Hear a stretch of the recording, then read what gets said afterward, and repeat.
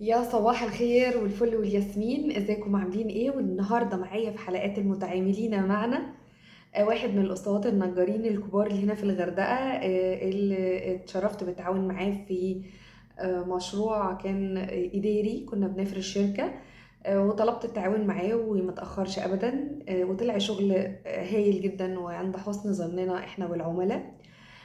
كنا بنفرش شركة هنا في الغردقة، واحتجت طبعا لمكاتب ومكتبات وتجاليد لغرفة رئيس مجلس الإدارة. عملنا كمان ستور أو غرفة مخزن للحاجات اللي هم بيوردوها للفنادق والشركات.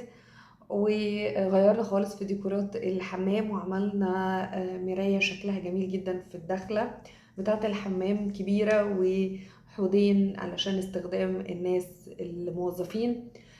كمان الانترنس كان مجروح، عملنا فيه بارتيشن شكله حلو قوي بالزرع، مع قعدة لطيفة كده كيوت ولوجو الشركة.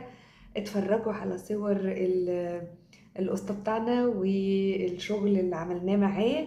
وطبعا كان في قبل مرحلة التنفيذ كان في الأفكار والديزاين والرسومات، وأخدنا الموافقة بتاعة العميل عليها، ومن هنا ابتدينا نشتغل، لدرجة ان هو ما شافش حاجة غير وقت الاستلام، وكله الحمد لله كان جميل وموفق. يومكم سعيد، نهاركم زي الفل. هستنى تعليقاتكم ومشاركتكم بالصور بتاعة شغلنا مع القسطة ده. باي باي.